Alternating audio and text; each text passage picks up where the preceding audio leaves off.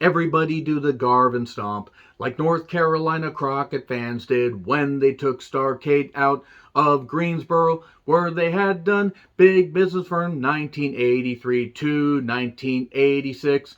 Either closed circuit or live attendance, they turned people away. So much business, where why would they leave such a Crockett stronghold? Oh, that's because Crockett had people in his ear saying we need to be in a big media center like Chicago. But can we get into the Rosemont Horizon? No, Vince has it under lock and key. Oh my God, let's go to the UIC Pavilion, then do a bad finish where we don't give Hawk and Animal the tag titles in their shoot hometown of Chicago and kill it, even though we would get one big show at the Great American Bash Tour in 1988. Everybody do the Garvin stomp. I'm John Rentham with the retro review of NWA WCW Starrcade 1987. If you get that reference to that song, that horrible butchering of that song that was in a not very good monster movie from 1964, I will be goddamn surprised. Only MST3K fans will get it. Let me know your thoughts on this show in the comments, please. There's going to be some history that I'm going to talk about with this show from various interviews and Jim Cornette's podcast, since he was in the territory at this time in the company, even though it wasn't really a territory because they were going all over the place. In some places, they were really drawing big crowds, but yeah, there's a lot of stuff to dive into. This is the infamous pay-per-view where it was kind of snake bit in a sense that Crockett had absorbed too many territories. Florida, the UWF, Mid-South Wrestling, that one sort of made sense because they had a lot of talent and some good TV markets. But Crockett was listening to the wrong people and expanding way too goddamn soon. I mean, it got to the point where people were just being sent all over the fucking place. It was insane, but they were at the UIC Pavilion, which would host another pay-per-view just about a year afterwards, Super Clash 3, which did not draw the crowd of 8,000 to 10,000 people, depending on what you believe. But boy, in the very beginning, you could see gaps of seats on, not even in the top part, but just all over the place. It was really bad. I don't know if there was bad traffic in Chicago. I've heard Chicago is really bad on traffic, so I don't really goddamn know. But I imagine maybe some people thought that the show started later. Who the fuck knows? Maybe the tickets were printed wrong, but there were gaps of seats. And yes, this is the infamous one where Vince McMahon said, okay, so I have WrestleMania, and I'm going to start creating pay-per-views to mess with Crockett. And what basically happened is he created Survivor Series. And then told the fucking cable companies, he told the pay-per-view companies, if you carry this, you won't get to carry WrestleMania. If they had thought about that for just 5 fucking seconds, they would have realized, wait, this guy's going to shoot himself in the foot by pulling it from our companies where we could make money and he would make money off of it. He's going to do that, but they didn't think that. They weren't being very smart, so only a few markets ended up carrying Crockett's pay-per-view, and they had closed circuit stuff, so they did some business, but they took it out of Greensboro. They did like simulcast of Greensboro and Atlanta at the Omni, and they were doing some really big business. And going to Chicago for big events isn't the worst idea in the world, but they didn't draw nearly the business that they could have, and obviously it would cost more to run a show in Chicago. And it's a real goddamn shame, because it would have been interesting to see how Jim Crockett Promotions could have continued. Though then again, we wouldn't have gotten WCW, and we wouldn't have gotten that. Who the fuck knows what would happen? The wrestling manscape would have fucking changed. That's a little bit of history right there. But yeah, just the fact that Vince was able to fool the cable companies, because they weren't, the pay-per-view companies, they weren't being very smart. So Schiavone and JR opened the show, and I will say that this has elements of a really good show and has a really hot crowd. Like, once the crowd gets into it, there's a lot of good stuff. Now, they boo some of this shit, and they're cheering some of the heels. It's starting to get to that point in wrestling. But there was one particular match that I really enjoyed right in the middle of the card that, on paper, you wouldn't have thought that I would have enjoyed or many people would have enjoyed, even though both, in all due respect, both talents are pretty good. So, Schiavone and JR did do the commentary here. We got, backstage stuff and everything, because the way they layered this thing, they had to have the scaffold put up for a Skywalker's match, and then had to have it taken down, so they had to kill time with backstage interviews, and then they had to kill more time to have a steel cage set up. So that works on closed circuit, that works on other stuff, but when you're on pay-per-view and you have a limited window, this was only 2.5 hours, I think it was 2 hours, 27 minutes on the cock, as it is. So they showed as much of it in complete form, but 2.5 hours for a pay-per-view, and for something. This was the first Crockett pay-per-view. They would then have the Bunkhouse Stampede, which didn't do all that great, and I have retro-reviewed. And I did retro-review this in the past, actually about 4 years ago, when I combined this with Survivor Series 87 to do a comparison piece. But I wanted to dive in a little bit more and talk about the history, because plus it's nice to watch this some almost 35 years later and see how much of it holds up, and quite a bit of it does. But you can also see that Dusty was starting to panic a little bit with some of the booking decisions he was making, and Dusty also putting him in a top spot when he probably didn't need to be in one. I mean, even though he wasn't a world champion, oh boy. So, Michael Hayes, Jimmy Garvin, gorgeous Jimmy Garvin, and Sting with Precious in their corner, taking on Eddie Gilbert, Larry Zbyszko, and Rick Steiner. And Baby Doll was in their corner. Now, Precious and Jimmy, obviously, from World Class and brief stint in the AWA. Sting and Eddie Gilbert had a program in the UWF, and then they folded up and were bought out. And Hayes and Garvin would eventually become an incarnation of the Freebirds. But Garvin, I guess they were the de facto faces because it's really hard to cheer for Eddie Gilbert. Eddie was always better heel. Larry Zbyszko, who wants to really cheer for Larry New World Odor Zbyszko. Rick Steiner, though, would eventually turn babyface, I believe at Starrcade 88 when he won the TV championship from Mike Rotunda and celebrated like he won the goddamn World Series. So, yeah, the empty shots, or the empty seats and some of the camera shots, yikes. Crowd popped huge for Sting. Camera totally missed a goddamn dive that he did on Rick Steiner onto the concrete floor over the post. That was pretty impressive. And the fact that Sting is still wrestling in any capacity now, some 34 years later, with spinal stenosis and a bad neck, it's mind-blowing. Crowd was into this, UWF Florida influence and everything. They beat up Garvin a lot, and it eventually went to a time limit draw. By the way, they totally botched the whole thing because the referee, and I don't know who the referee was, but he looked like a corpse. There was a sunset flip, and I think they badly timed it because it was 1, 2, he could have hit 3 before that bell rang.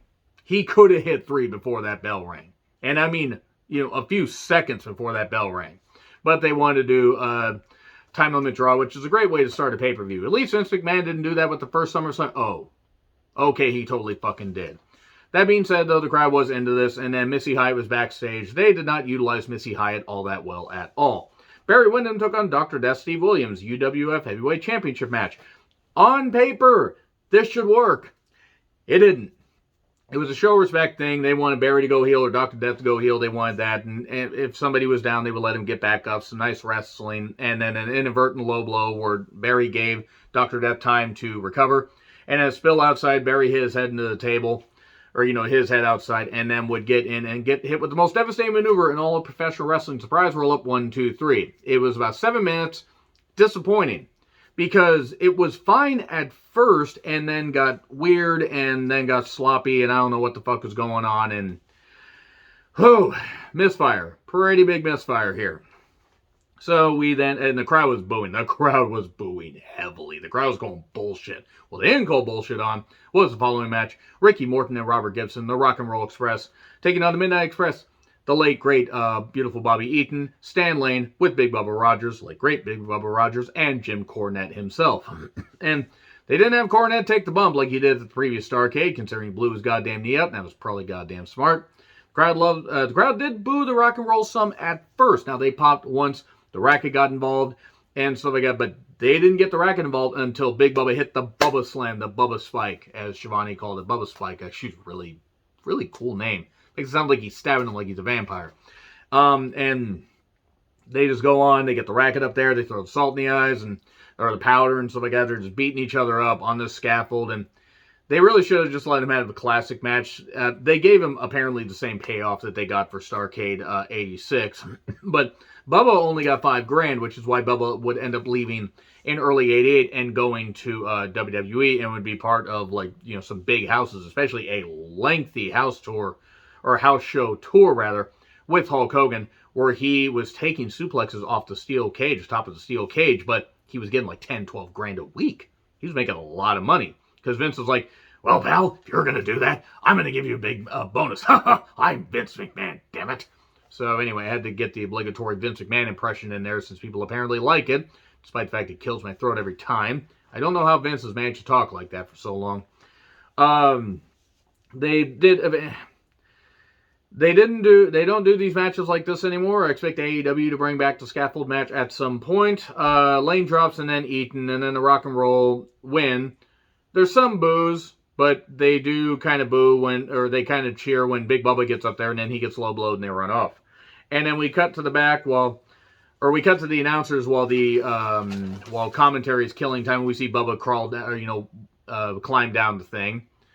And then we get a Garvin promo while Hayes is there and Precious is there. And this is talking about the rest of the card and a Dr. Death promo. And I love Dr. Death. Rest in peace, Dr. Death. Cancer's a goddamn bitch. Dr. Death was never a natural promo. He was never a great talker. But he was a great ass kicker. Him and Gordy in the early 90s, incredible fucking tag team. The matches they had in WCW, matches they had in All Japan, great shit. Well, All Japan and New Japan, I think it was All Japan or New Japan. Help me out here. My Japanese facts sometimes get knocked around in my head, but in all seriousness, Dr. Death and Gordy, doesn't matter whether they're in All Japan, New Japan, any other Japanese company, they were fucking incredible. Their stuff in 1992 for WCW, Great American Bash and Beach Blast 1992 were really, really good.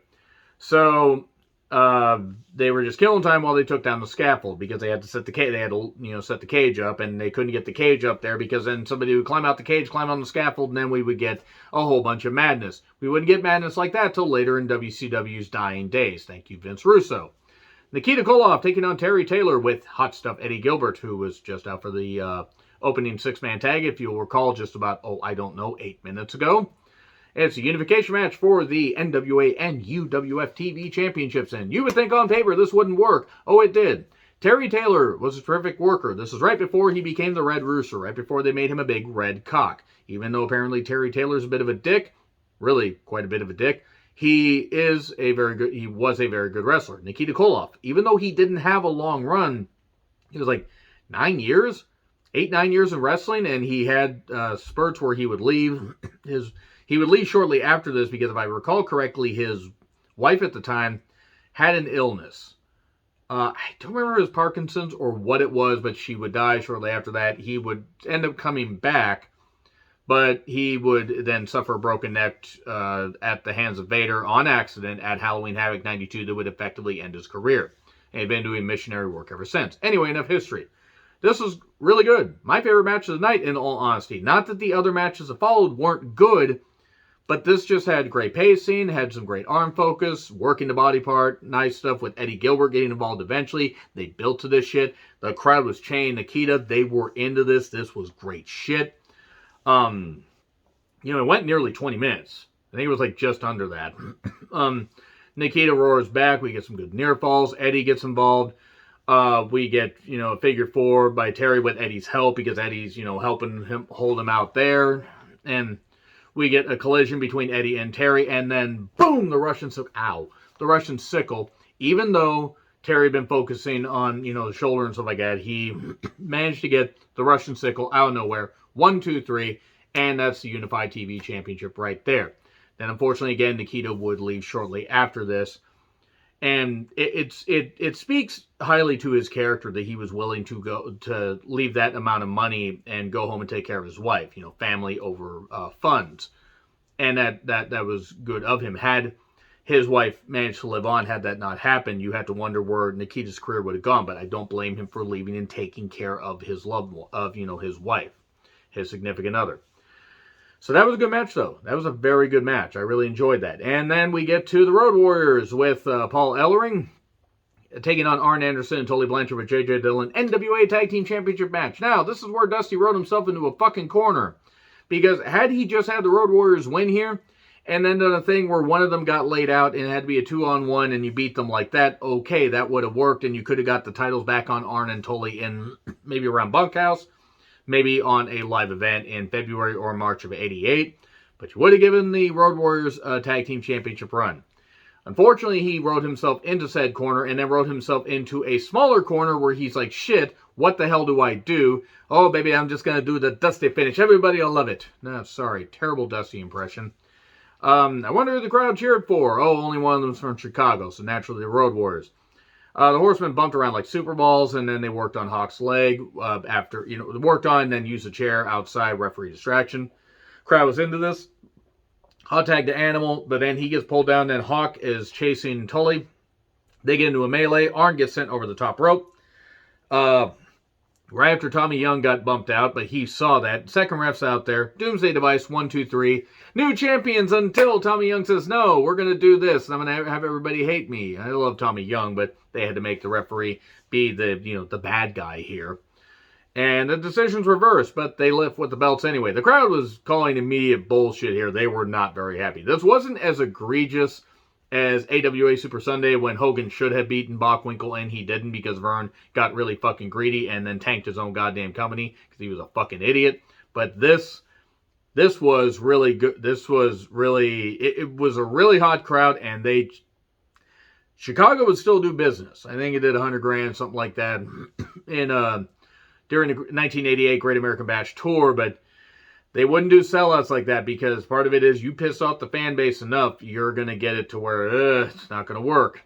So Jack Gregory, whoever he is, and Magnum TA talk about the tag title match aftermath and the upcoming 2 matches. And it's no disrespect to Jack Gregory. I'm not as up on my Chicago Crockett stuff. I don't know much. Maybe he's a local celebrity. Maybe he was a wrestler at the time, or wrestler previously. I don't know.